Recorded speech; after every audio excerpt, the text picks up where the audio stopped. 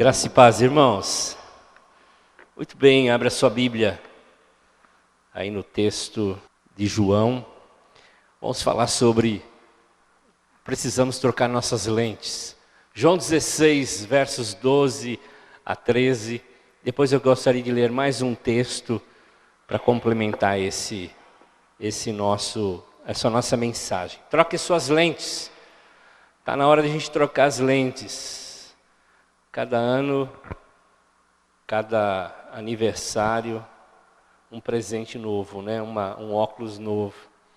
Troque suas lentes. Essas lentes são lentes espirituais que a gente precisa trocar. Esse tema foi desenvolvido em cima daquilo que nós vamos falar a respeito de algo muito importante, muito importante para a nossa vida. Creio que pode mudar muita coisa se nós absorvemos esse ensino, que a gente tome para nós, tome posse dessa palavra. Muitas coisas podem mudar na nossa vida. A palavra de Deus é viva, ela é muito eficaz, ela é transformadora. Ela não é um livro qualquer, é a palavra de Deus que muda, que transforma o nosso coração, a nossa mente. Metanoia, mudança de mente. A visão não está aqui nos olhos, está aqui na mente. Nós enxergamos com o nosso cérebro. É aqui que nós enxergamos. Precisamos mudar nossa mentalidade a respeito de muitas coisas, e eu gostaria de abordar uma delas nessa noite. Jesus disse em João 16, versos 12 e 13, aos seus discípulos: eu ainda tenho muitas coisas a vos dizer, mas vós não podeis suportar agora. No entanto, quando Ele, o Espírito da verdade, vier, Ele vos guiará em toda a verdade, porque Ele não falará de si mesmo, mas tudo o que Ele ouvir, isso Ele dirá e vos anunciará coisas vindouras. Jesus está dizendo o seguinte para os discípulos: olha, eu tenho muita coisa para falar com vocês, mas vocês não podem suportar, vocês não têm condições de absorver o que eu tenho para ensinar a vocês ainda. Vocês não estão preparados para ouvir aquilo que eu gostaria de falar ainda. Mas o Espírito Santo vai vir, e Ele vai levar a vocês a toda a verdade. Ele vai ensinar vocês, vai revelar a vocês toda a verdade. Agora a pergunta é: qual é a verdade? Qual é toda a verdade? Ou qual era aquele ensino que os discípulos tinham dificuldades de entender naquele momento? Qual era o ensino, qual era a profundidade de ensino que os discípulos não tinham condições de suportar naquele momento em que Jesus disse essas coisas? Lendo alguns teólogos, alguns mestres, a gente pode entender que eles chegam a duas conclusões. Eles chegam a dizer que esses ensinos foram desenvolvidos pelos discípulos, pelos apóstolos, nas suas cartas. E eles falam de duas coisas: novo homem e a nova natureza, ou a nova criação. Novo homem e nova criação. E se a gente for honesto e começar a ler os escritos de Paulo, de Pedro, de João, nas suas cartas, nós vamos ver que exatamente isso. Aquilo que eles não podiam suportar, o ensino que eles não podiam ter em seus corações em termos de revelação, porque era demais para ele, é muito difícil de entender. Eles iriam entender quando o Espírito Santo viesse. E esse ensino é a respeito do novo homem e da nova criação. A gente tem dificuldade de entender o que é novo homem, o que é nova criação. Nova criação é uma pessoa, novo homem é o corpo de Cristo. Eu não gostaria de falar sobre o novo homem, gostaria de falar sobre a nova criação. A nova criação fala de que eu estou em Cristo e Cristo está em mim. A nova criação diz: eu estou dentro de Jesus e Jesus está dentro de mim. E o segundo texto que eu gostaria de ler nessa noite está em 2 Coríntios capítulo 5, versos 16 e 17.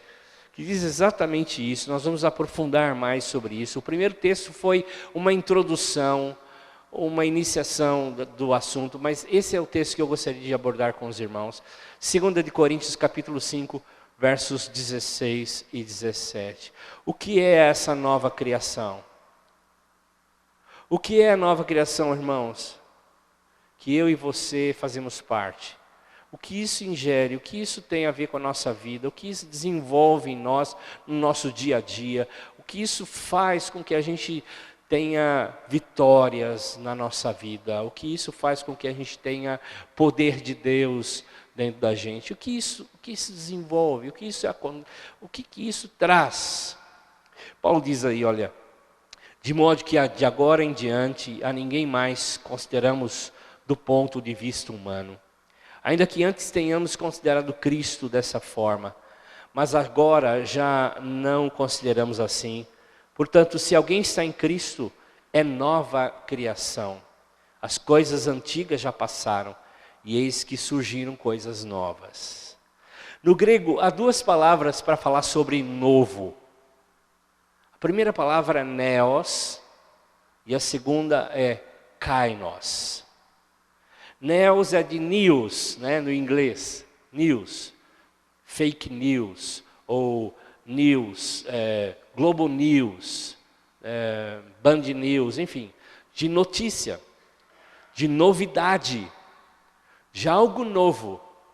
Então, a primeira palavra, neos, no grego, tem a ver com o novo que é novo agora. Mas que amanhã já não é mais novo, é como uma notícia. Ela é nova quando sai, mas amanhã já tem uma outra notícia, já tem outra questão, uma outra forma de abordar essa mesma notícia, mas ela é velha, é uma notícia velha.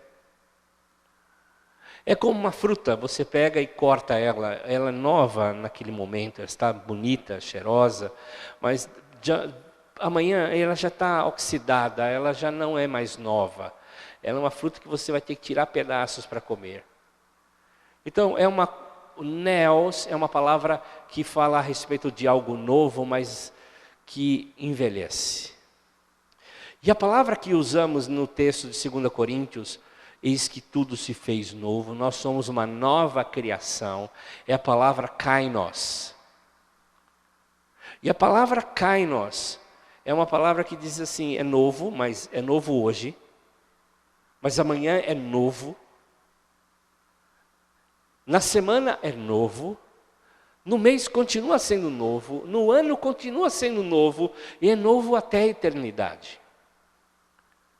Então Paulo está dizendo, se alguém está em Cristo, é nova criação, é novo, sempre novo, até o término de todas as coisas. É nova criação. A gente imagina assim, a gente peca e a gente deixa de ser novo.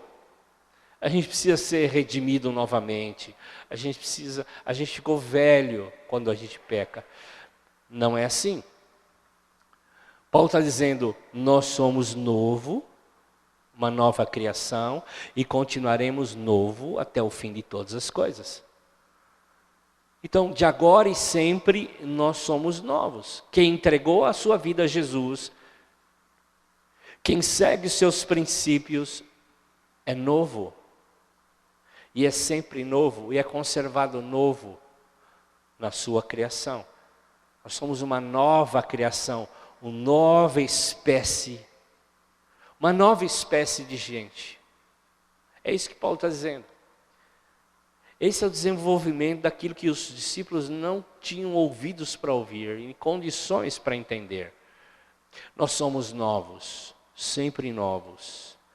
No Velho Testamento, nenhum personagem experimentou o que nós experimentamos. Algumas pessoas pensam assim, puxa, eu gostaria de ser Moisés. Poxa, se eu fosse Davi, se eu fosse Esther, se eu fosse Ruth, se eu fosse uma Sara, se eu fosse um Josué. E a gente imagina que como nós seríamos esses personagens lá no Velho Testamento. Mas deixa eu dizer algo para vocês, eles nunca experimentaram o que nós experimentamos.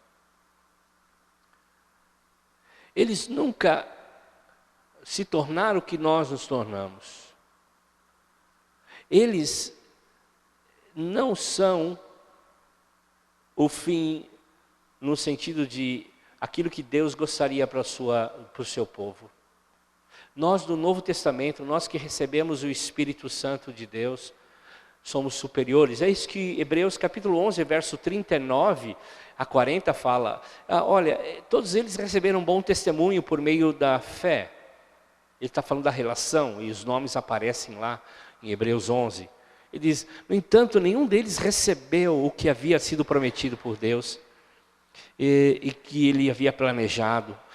No sentido que nós recebemos algo melhor. Recebemos algo melhor, superior. E eles são aperfeiçoados em nós. Então, nós estamos numa condição melhor do que eles. Eu quero pôr algumas bases para a gente entender sobre a nova criação. Nós estamos numa condição melhor do que os personagens do Velho Testamento. Por quê? Porque nós recebemos o Espírito Santo. Nenhum personagem do Espírito Santo recebeu o Espírito Santo como nós recebemos. Bom, o Espírito Santo pousava sobre eles, o Espírito Santo dava dons a eles, o Espírito Santo se manifestava em alguns momentos, trazendo profecia, trazendo um milagre, enfim. O Espírito Santo agia, mas não residia nesses homens. Por isso o autor de Hebreus diz, olha, Deus havia planejado algo melhor para nós. Nós temos o Espírito Santo de Deus morando dentro de nós. E por isso somos uma nova criação. Uma nova gente, uma nova espécie. Então, como então deve viver essa nova criatura? Como a gente deve viver então, irmãos? Voltando ao texto de 2 Coríntios capítulo 5, lendo o verso 16, diz assim, de modo que de agora em diante, a ninguém mais consideramos do ponto de vista humano. Então, tudo começa na maneira de ver. Ninguém mais consideramos da maneira de enxergar humana. Então, nós temos que mudar nossa forma de ver a gente mesmo, de nos vermos, e ver as pessoas. Nós precisamos mudar nossa mentalidade para enxergar as pessoas diferentemente e nos enxergar. Nós somos uma nova criatura, as pessoas ao nosso redor são nova criação. Então Paulo diz que não devemos mais viver ou ver ou tratar as pessoas segundo o ponto de vista humano. O mundo nos ensinou a enxergar as pessoas. Há muitas formas de ver as pessoas, o que elas têm, como é que elas são. O mundo nos ensinou a enxergar preconceitualmente as pessoas. O Paulo está dizendo assim, olha, nós não temos mais direito, nós não podemos mais enxergar as pessoas da forma que nós enxergávamos. Nós não temos mais uma visão humana, nós temos uma visão espiritual. Nós devemos olhar as pessoas com os olhos da fé. Os olhos da fé. Vocês estão entendendo? Estão compreendendo? Estão acompanhando até aqui? Nós precisamos enxergar as pessoas de uma forma espiritual. Não mais enxergar da forma humana. Como nós enxergamos anteriormente. Porque se nós olharmos as pessoas da forma natural, humana, nós vamos ser desencorajados. Quantos de nós somos desencorajados ao vermos pessoas? Quantos de nós rejeitamos pessoas por conta de como nós as olhamos? Como nós nos ofendemos através de algumas pessoas? Isso não vai nos levar ao crescimento. Nova criação significa enxergar as pessoas de uma outra forma. E se enxergar de uma outra forma. Aí Paulo dá um exemplo. Ele diz assim, ainda que anteriormente tenhamos considerado a Cristo dessa forma, agora não consideramos assim. Quantas vezes Jesus foi tratado dessa forma? As pessoas olhavam para Jesus, As pessoas viam Jesus curando, fazendo milagres, amando, e eram impactadas com aquilo, mas daqui a pouco olhavam, mas espera aí, esse aí não é o Jesus? Filho de José, de Maria, as irmãs dele, os irmãos dele não moram perto da nossa casa? É isso que diz, por exemplo, em Mateus 13 e também no livro de Marcos 6. As pessoas estavam olhando para Jesus, ele tinha feito alguns milagres na sinagoga, elas estavam sendo tocadas pelo poder de Deus, mas daqui a pouco elas olham e percebem, mas cara, eu conheço esse camarada aí. Eu conheço esse Jesus aí. Ele andava aqui, ele morava aqui perto, ele era meu vizinho de rua. E eles se escandalizavam de Jesus. E a incredulidade nascia nos seus corações, de tal forma que no verso 38 de Mateus 13 diz que poucos milagres foram feitos ali por causa da incredulidade deles. Mas se Jesus estivesse aqui agora, do nosso lado, e a gente olhasse Jesus com os olhos humanos, nós também nos escandalizaríamos. Nós também olharíamos Jesus e rejeitaríamos com toda certeza. Nós falaríamos assim, bom, esse camarada é muito estranho. Muito estranho. Nós teríamos dúvidas. Se nós olharmos Jesus com os olhos humanos, nós vamos ter um preconceito a respeito dele. Por isso, Paulo diz, não vamos olhar mais a ninguém com os olhos humanos. Vamos trocar nossas lentes. Vamos olhar com os olhos do Pai, como Deus olha a gente. Vamos olhar a gente, porque a gente olha para a gente mesmo e fala assim, eu sou um bagre mesmo, eu sou um cara horrível, eu sou um cara terrível, eu não sei, eu não vou fazer as coisas de Deus direito. Eu não vou orar com as pessoas, as coisas vão acontecer porque eu sou horrível. Então, olhar a si mesmo e olhar as pessoas da nossa ótica, nós vamos ter problemas. E Paulo diz assim, nós temos que olhar as pessoas como Deus está nos olhando. E olhar a si mesmo como Deus está olhando. Esse é o problema da igreja.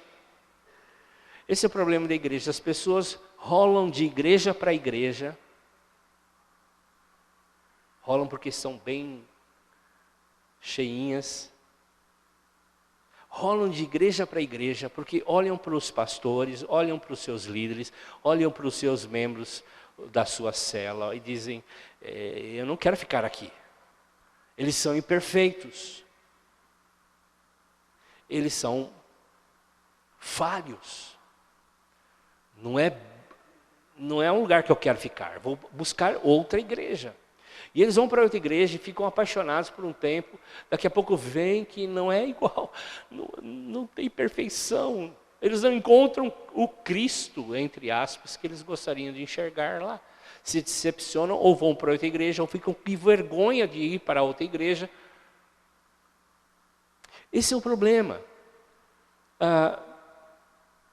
Nós temos que enxergar as pessoas como Cristo enxerga.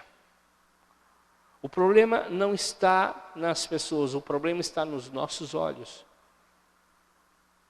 O problema está na forma que nós estamos enxergando as pessoas. Se nós não olharmos com os olhos da fé, nós vamos ter problemas. Então, se eu não enxergo meu cônjuge com os olhos da fé, se eu não enxergo os meus filhos com os olhos da fé, se eu não enxergo os meus amigos, os membros da minha célula com os olhos da fé, eu vou ter problemas. Mas quando eu enxergo com os olhos da fé, eu tenho o coração mudado e as coisas começam a mudar. Os resultados acontecem. Porque a fé opera. Então, como é que você se vê? Como é que você vê os seus líderes? Como é que você vê os seus amigos, seus membros, seu cônjuge? Nós precisamos mudar a maneira de enxergar. Então, como é que deve ser? Paulo, então, no verso 17, aí você pode acompanhar, diz assim, portanto, Se alguém está em Cristo, é o que, irmãos? É o quê? Diga para a pessoa do seu lado, você é a nova criação. Você é uma nova criação. Então as coisas antigas já passaram. Eis que surgiram coisas novas. Eis que surgiram coisas novas. E eu queria que você observasse aquela palavrinha ali, em Cristo. É muito importante, em Cristo. Em Cristo, nós somos uma nova criação. Nós precisamos ver os outros como uma nova criação. Se fizermos isso, vamos ser diferentes. Nós vamos ser diferentes. Nós vamos olhar para o nosso cônjuge e vamos ser diferentes. Vamos olhar para os nossos filhos e vamos ser diferentes. E assim por diante. Quem está em Cristo? O que significa estar em Cristo? O que significa estar em Cristo? Paulo é o rei do em Cristo, né? Cheio de palavras em Cristo. É a revelação que ele teve. Por exemplo, a gente é esse pedaço de papel amassado, sujo, não serve para mais nada, não serve para escrever, não serve para pregar em lugar nenhum, não é papel reciclado, é sujo, rasgado. A gente olha para a gente e fala assim, é uma porcaria, gente. A gente olha para a gente mesmo e fala, é uma porcaria, não presta para nada. Então, a gente é assim. A Bíblia fala de coisas piores. A Bíblia fala que a gente é como trapo de imundícia. E no original significa as coisas que as mulheres usam na sua menstruação. Então, nós somos isso. Nós não temos utilidade. Aí Deus nos ama tanto e vem até nós. E aí traz Jesus. Jesus vem e aparece na nossa vida. E aí Jesus vem porque Deus quer colocar a gente dentro de Jesus. E é isso que Ele faz, Ele põe a gente dentro de Jesus. É isso que acontece. Agora quando Deus olha para a gente, Ele está olhando quem? Cadê a gente? A gente está dentro de Jesus. A gente estava fora de Jesus, sem utilidade nenhuma. Aí Deus pega a gente e coloca a gente em Jesus. Esse é aquilo que os discípulos não podiam suportar. São duas coisas, em Jesus, eu dentro dele e ele dentro de mim.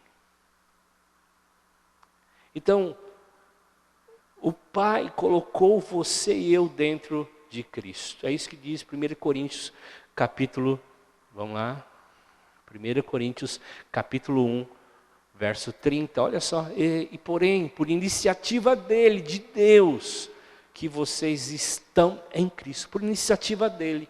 Ninguém aqui é tão bom assim para dizer, eu entrei em Cristo. Deus pegou a gente e colocou a gente dentro de Cristo, o qual tornou sabedoria de Deus para nós, isso é justiça, santidade e redenção. Então quando Deus olha para a gente, Ele olha agora Jesus. Jesus é santo, nós nos tornamos santos. Quando Cristo morreu, nós morremos com Ele. Quando Cristo ressuscitou, nós ressuscitamos com Ele. Quando Ele se assentou à direita de Deus Pai, nós nos assentamos com Ele à direita de Deus Pai. Quando Cristo reina, governa, nós governamos com eles. Amém, queridos? É isso que acontece. É isso que aconteceu.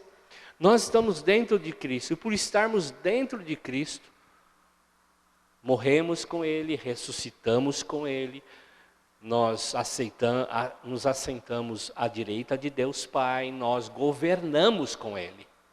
Esse é o novo homem.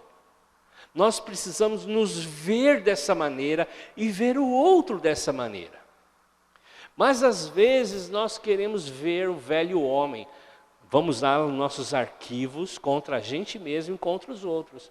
E aí nós selecionamos as nossas memórias. Falamos para o nosso cônjuge, você fez isso lá atrás, lembra não?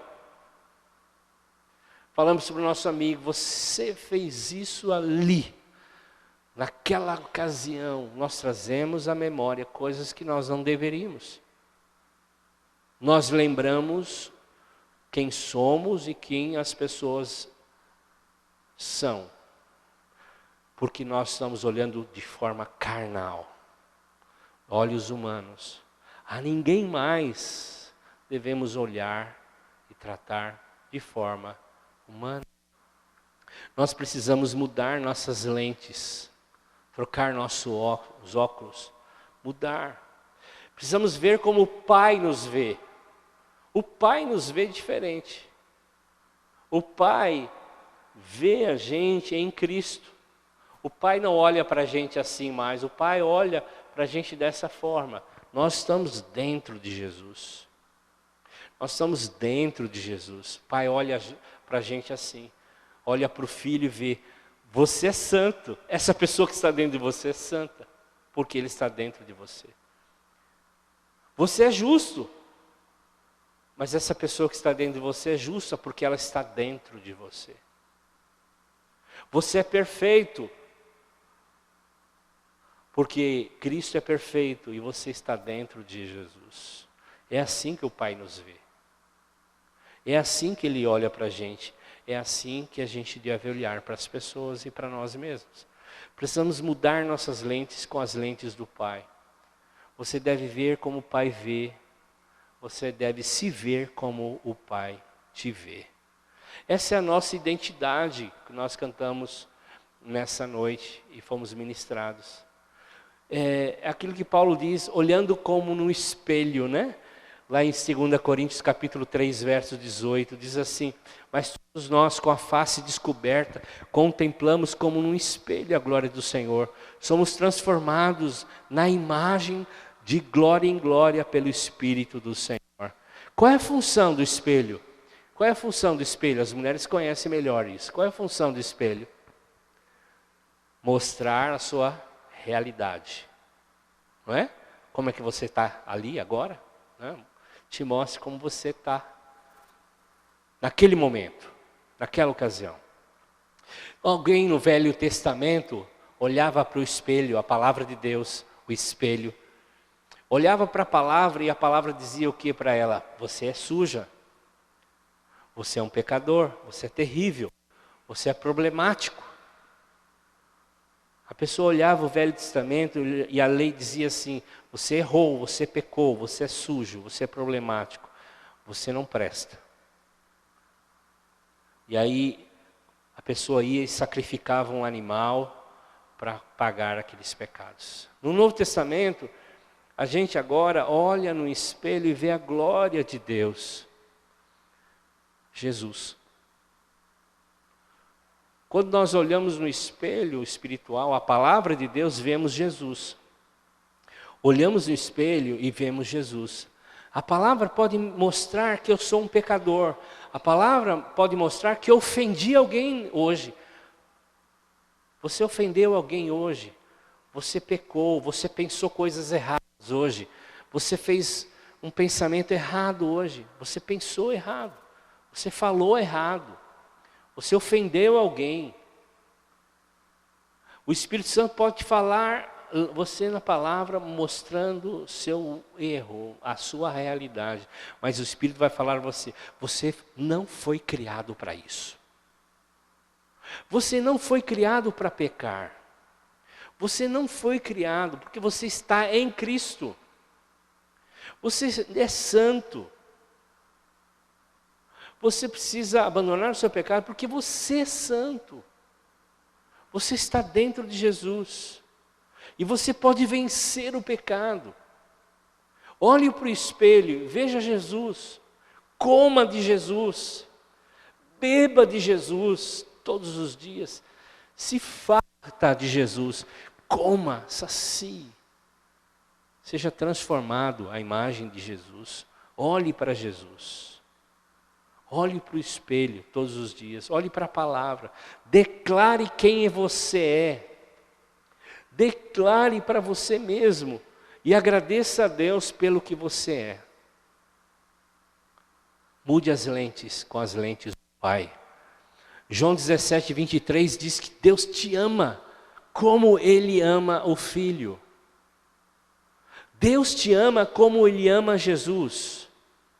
Você não pode se sentir rejeitado, jamais. Você não pode se sentir afugentado por Deus, jamais. Você é amado por Deus, como Deus ama Jesus.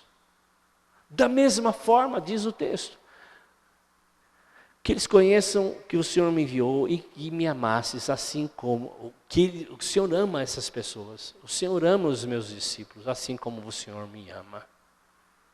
Deus ama você. E esse amor não muda. Esse amor não altera. Esse amor não muda quando você erra. Deus te ama. Deus ama você para sempre. Deus ama sempre. E vai te amar sempre. Deus não muda. Então, essa é uma verdade. Nós estamos em Cristo. Mas a outra realidade é que Cristo está em nós. E isso é poderoso. Estou terminando. Cristo está em nós. A primeira realidade da nova criação é que nós estamos em Cristo. A segunda é que Cristo está em nós. Jesus está em mim. Diga isso. Jesus está em mim. Paulo diz que isso é um mistério que foi revelado. Em Colossenses capítulo 1, verso 27 diz, esse é um mistério que foi revelado. Cristo em vós, a esperança da glória. Uma esperança que nos transforma de glória em glória. Importante. Olha o que Paulo diz em Gálatas 2:20. Gálatas 2:20. Estou crucificado com Cristo. Não obstante, eu vivo, porém não eu. Mas Cristo vive em mim. E a vida que agora vivo na carne, vivo pela fé do Filho de Deus, que me amou e se entregou a si mesmo por mim. Eu não errei ali. Eu coloquei do Filho. A fé é do Filho. Os textos mais fiéis das Escrituras falam que a fé é do Filho, não a fé no Filho. Por que Cristo quer viver em você? Porque Ele quer ser a sua vida. Cristo mudou de endereço, de residência e está habitando dentro de você. Então como é que você deve viver agora? A vida que agora vivo na carne, diz, vivo pela fé, não no. Os textos mais fiéis dizem do. Vivo pela fé do Filho de Deus, que me amou e se entregou a si mesmo por mim. Porque Cristo vive em você agora, irmãos. Você vive pela fé. Você não vive pela fé nele, você vive da fé dele. Isso é revelador. Quando diz que Cristo está habitando em nós, ele vem com a sua fé. Então você pode viver da fé dele. Da fé de Jesus. É a fé dele que está trabalhando em mim. É a fé dele que opera em mim. É a fé dele que é poderosa. Entenda isso. Se você entender e compreender isso, muita coisa vai mudar. Porque nós olhamos para a nossa fé e falamos assim, é muito pequena. Mas Jesus disse, se a minha fé for do tamanho de um grão de mostarda, muito pequena, eu posso dizer esse monte, sair daqui. Irmãos, minha fé está tão pequena como de uma grão de mostarda. Mas eu falo para esse lápis aqui, sai para cá e vai para lá, nenhum lápis se mexe. Nós não vivemos pela nossa fé, vivemos pela fé dele. E se nós entendermos isso, muita coisa vai mudar. Se a fé de Jesus opera em você, a sua vida vai ser poderosa. Você usa a fé de Jesus por isso você pode ser santo. Você usa a fé de Jesus, por isso você pode ser justo. Você usa a fé de Jesus, por isso pode ser perfeito. Você pode falar como Jesus, se tiver a fé de Jesus. Você pode pensar como Jesus, se tiver a fé de Jesus. Você pode ministrar como Jesus. Você pode amar como Jesus. Você pode olhar como Jesus. Você pode fazer coisas como Jesus. Jesus disse: se você crer em mim, fará coisas que eu faço. Não disse isso para os seus discípulos? Não disse isso? Está na sua Bíblia também? E ele disse mais: coisas maiores vocês farão. Porque eu estou indo para o meu Pai. Eu estou indo para o meu Pai. Coisas maiores farão. Porque o Espírito Santo de Deus vai habitar em vocês. E quando isso acontecer, você não mais viverá, mas eu viverei dentro de você. Então, minha fé vai estar dentro de você. E você vai usar a minha fé. E quando você usar a minha fé, você vai fazer coisas que eu fiz e coisas maiores. Como Jesus fazia? Jesus dava graças. Quase na maioria das vezes que Jesus fazia algo, ele dava graças a Deus, ao Pai, e depois ordenava. Jesus nunca orou para alguém ser curado. Você encontra na Bíblia Jesus orando para alguém ser curado? Jesus dá uma ordem para ser curado. Jesus dá uma ordem para o demônio sair. Jesus dá uma ordem aos seus discípulos para que multipliquem os pães. A fé de Jesus é uma fé poderosa. Ele dá graças e dá uma ordem. Em Marcos 11, quando os discípulos estão caminhando ali, na região de Jerusalém, aí Jesus passa perto de uma figueira, é tempo de dar fruto, e ele olha as folhas e não encontra fruto, ele dá uma ordem àquela figueira que ela seque. E eles vão embora. Na volta, depois de alguns dias, Pedro olha e observa, foi esse caminho aqui da figueira, ele olha, a figueira está seca. E ele lembra Jesus: Jesus, olha lá, a figueira que o Senhor deu uma ordem, ela está seca, como é que o Senhor fez isso? Um outro texto que você deveria lembrar e anotar aí. João 11, 22. Jesus disse assim: Pedro, se você ter a fé de Deus, tudo é possível. Na sua Bíblia está fé em Deus. Mas no original grego é a fé de Deus. De Deus. A fé de Deus. Como é que a gente vai ter a fé de Deus? Jesus habita em nós. A fé dele está dentro de nós. Ele é o autor e consumidor da nossa fé. É a fé dele que está dentro de nós. Então, se você tiver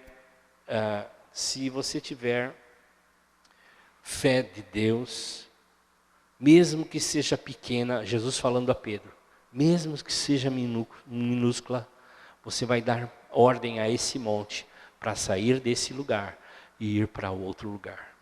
Nada é impossível quando temos a fé de Cristo. Então, viva como um novo homem. Troque as suas lentes. É hora de trocar as lentes. É hora de mudar as lentes. Jesus já nos ensinou através da sua palavra, através dos seus discípulos, apóstolos, que o que ele gostaria de falar aos discípulos, que eles não podiam ouvir naquela ocasião, por não terem condições de ouvir, é sobre a nova criação. E a nova criação é Cristo, nós estamos em Cristo, Cristo está em nós. Troque as suas lentes. Lembre-se, entenda que você, mesmo pecador, mesmo inútil, mesmo sem condições, está em Cristo, está dentro de Jesus, está dentro do Senhor Jesus. Lembre-se disso.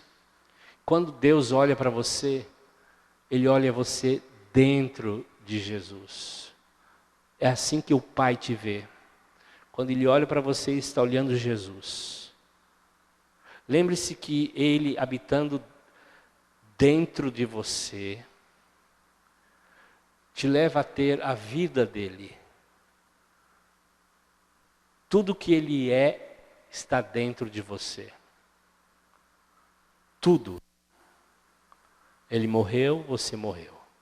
Ele ressuscitou, você ressuscitou. Ele se assentou ao trono à direita de Deus Pai. Eu só estou citando a Bíblia sem dar referência, tá, irmãos? Você está sentado nas regiões celestiais em Cristo Jesus.